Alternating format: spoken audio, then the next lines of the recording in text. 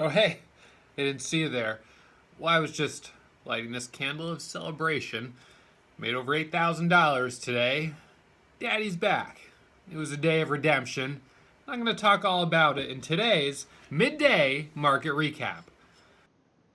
All right, guys, time for a midday market recap. We'll go over the trades from today. Overall, it's been a choppy day. Now, despite it being a choppy day, I've still done really well, finishing the morning with $8,097.27. My commissions are $86 and my ECN fees are $394. So up 8,594 before commissions and ECN fees, up just under 8,100 after. So today is a good, a good day that I'm kind of getting back on the horse after two consecutive red days where I hit my max loss. I made 10,000 on Wednesday, and then I lost 4,000 on Thursday and 5,000 on Friday. Put me down about 9,000 in those 2 days. And today is a nice step forward, making back about 90% of that. So I was up over 9,000 on the day. I thought I had a chance of getting a $10,000 day, but I gave back some profit on some of the last trades. And actually, today's been interesting because I've taken 8 trades and I've had 4 winners and 4 losers. The winners are about $14,000 in gains, and the losers are about $6,000 in losses. So that's puts me at 8,000 on the day. I didn't see the resolution that I was really looking for on really any of the trades that I took. It's not to say that I wasn't able to capture profit. There were opportunities, but they didn't work out as well as I'd wanted. I, I'm feeling kind of like today's gains are in the shadow of the losses on Thursday and Friday. So I don't feel incredibly excited about today's gains or even super good about them. I mean, I'm happy with this step forward, but I'm still lagging behind where I was on Wednesday before I had those two red days. I was at about 55,000 in my 100K challenge small account that I started with $583 on January 1st. And as of this morning, I had 45,000. So I dropped down quite a bit, and today is a nice step forward. We'll open around 53,000 on Tuesday morning, and then hopefully this week get up close to 60,000 as I make my way up towards 100K. Now, I gave myself a little note, which I'll show you guys. First, for those of you watching on Facebook Live, those are my gains today, $8,097.27. For those of you watching on YouTube, you can see those gains here. And I made a note for myself, which is that you're in the midfield of this challenge. Set your pace and go easy. Now, when I get to the point where I'm coming up around, whatever it is, maybe 80% of the way there, when I'm coming up to 80,000 in the small account, I think that's the point where I'll start to feel like, okay, I'm doing so well. I can go ahead and take some extra risk and really try to surge across the line. And for those of you, this is the note that I wrote myself that I put on my monitor, right where my account would be. So I knew on Friday when I wrote it that I would have to move it on Monday morning before I started trading. And I'm going to put it back up there now as a reminder not to trade this afternoon. But in any case, when I get closer to 60% or 70, 80% of the way there, 90% of the way there, I won't feel as bad about being a little more aggressive and trying to get myself up over that that milestone, the 100K mark. But at this point, I started this morning 45% of the way there. I'm in the midfield. I'm in the middle of this challenge, and this is the time where I need to just kind of keep my head down, grind, set my pace, stay focused, lock up those winners when I can get them, 1,000 here, 2,000 there, but not get overly aggressive. Now, having said that, this morning my first trade of the day was on KBSF, and I locked up 1,500 bucks on it. Wasn't exactly the trade that I thought it would be, though, and I'll show you. I'll break this down. So what I'll do here, I'll back out of this chart. Where's my gap scanner? Now I've lost track of it. Let's see. Let me find my gap scanner, and I will show you what I was looking at this morning before the bell rang. Here it is. Okay, so there's the gap scanner. So let's go and change this time frame historical date. We'll change it to 9:15 a.m. Let's see, a.m. There we go. Seems like a little lag. All right, so this is going to populate. This is exactly what I was looking at this morning at 9:15. This was my watch list. You know, these are the stocks that I was watching and the ones that I was thinking, okay, I got to go through this list.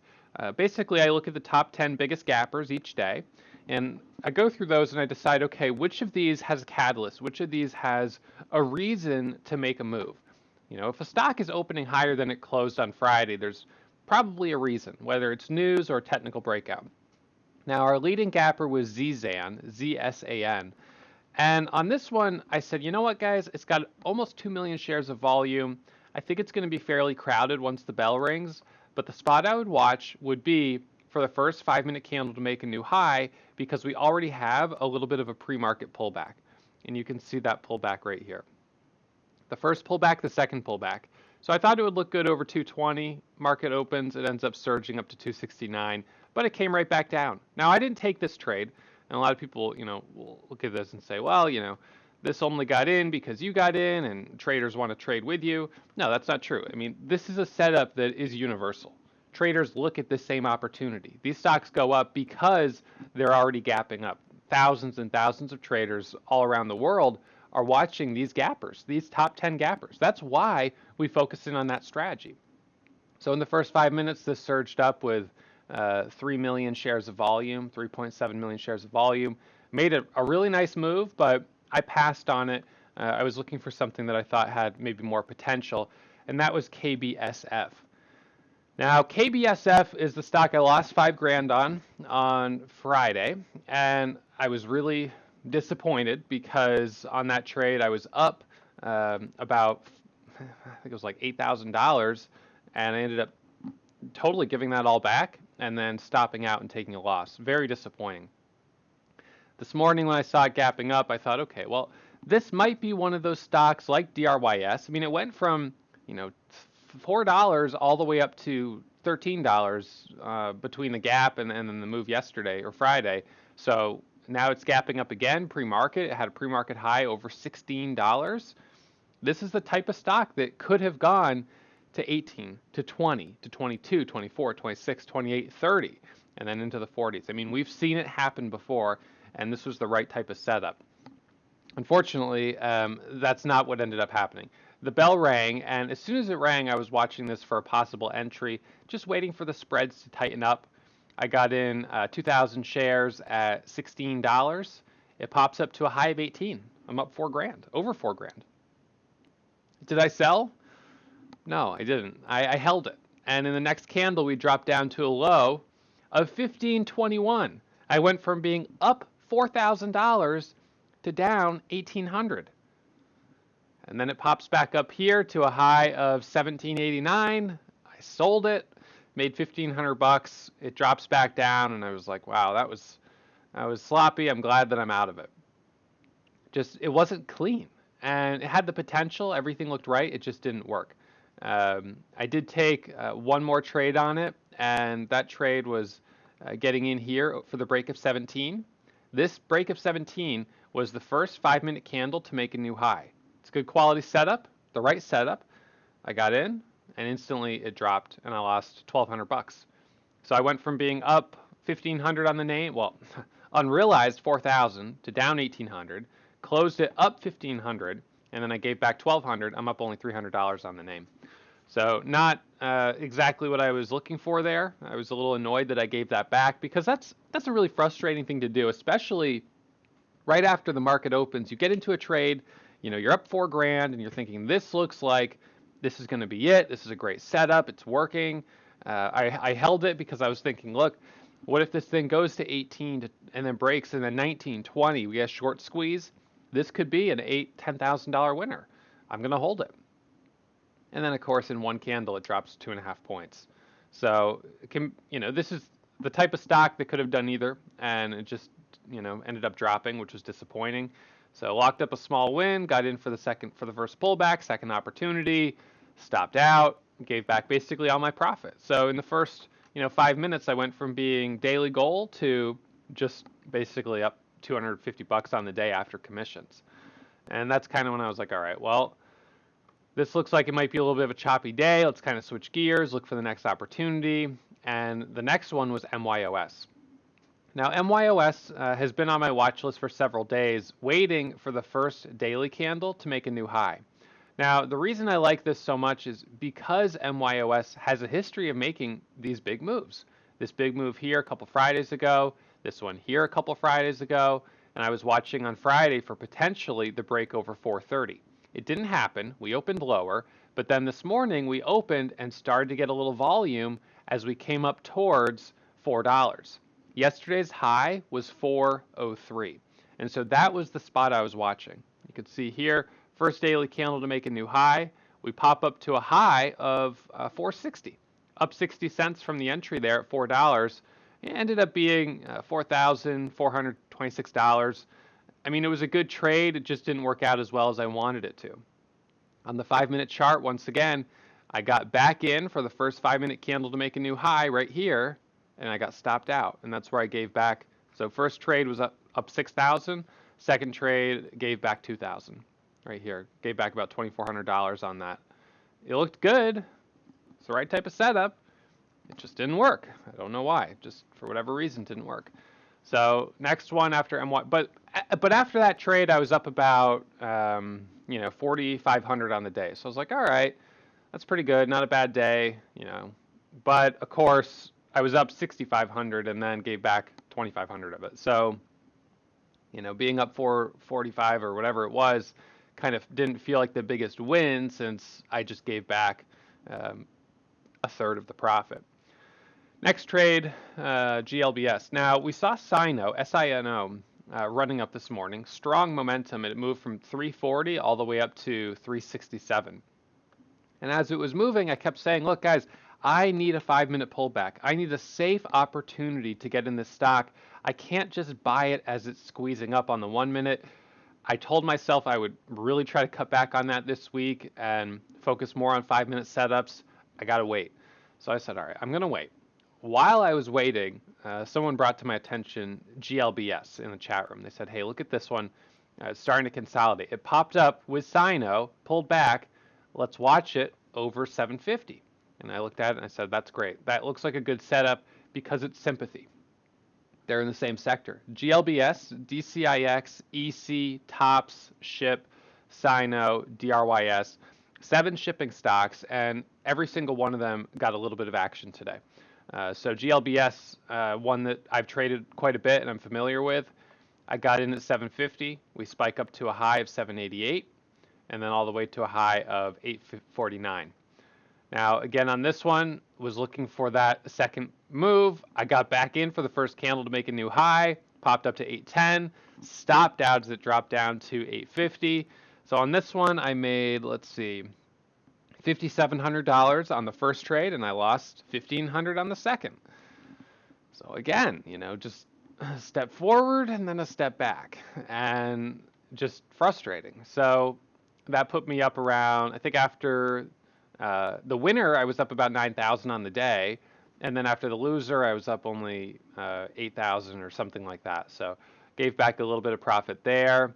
And then the last trade I took was Sino, a first 5-minute candle to make a new high. This was a good one. Entry right here at 455. We came up to a high of 487. I ended up selling it in the 70s. Only made $324. I took smaller size on it. So, that's kind of where we're finishing today. You see Sino, you can see DRYS, strength there, EC, a little bit of action there, DCIX, a little bit of action there. So these are all those shipping stocks. Usually when one starts to get momentum, the others do as well. Actually, SHIP didn't really move at all today, but the other ones did pretty nicely. So total today of 8 trades. I think it was 8.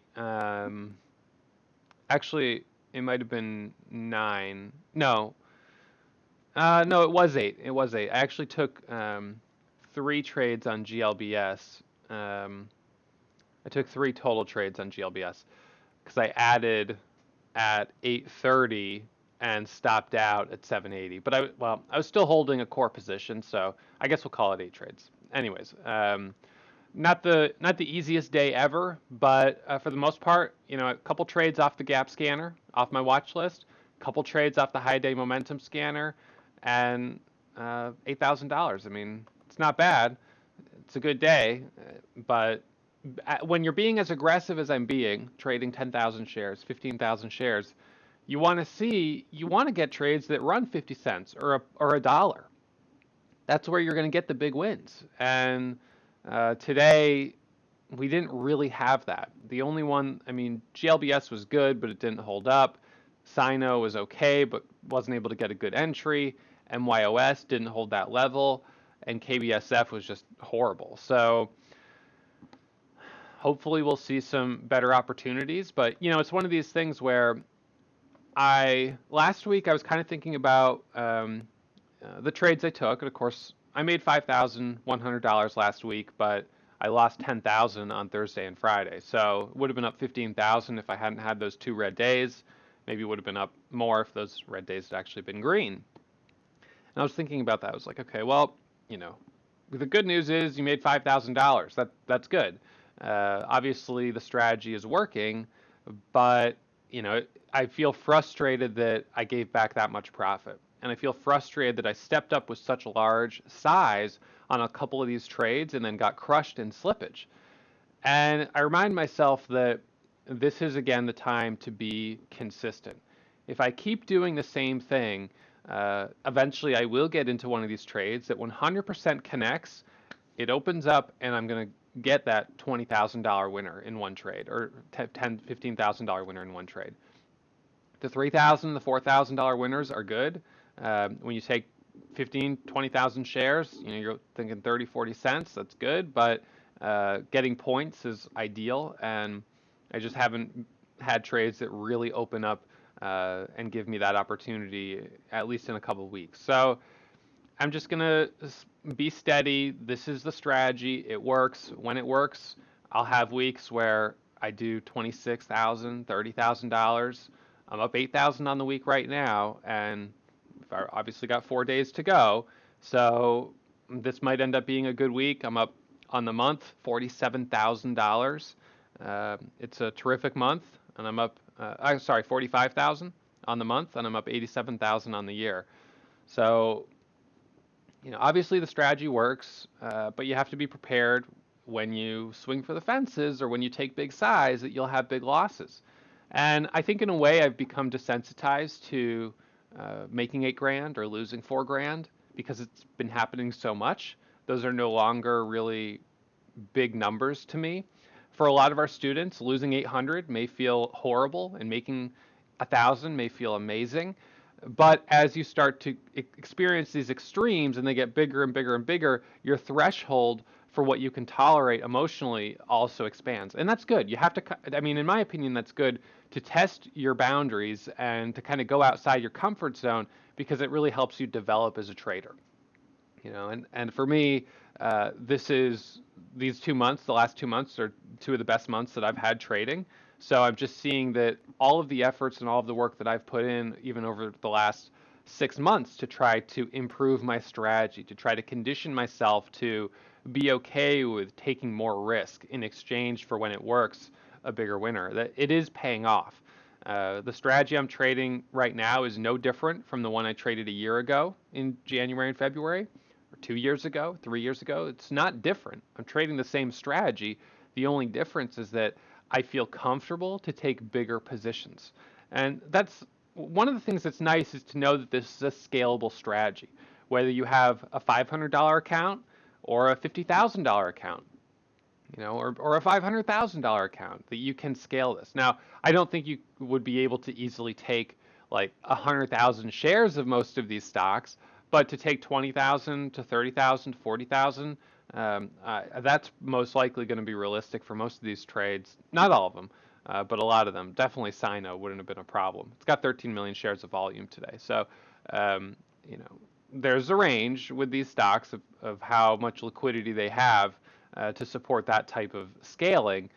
And I don't think you would be able to trade the same strategy with, like, I wouldn't have been able to start this year, let's say, with, $500,000 and have by now turned it into, 150 million or whatever. I mean, there's just that's not realistic.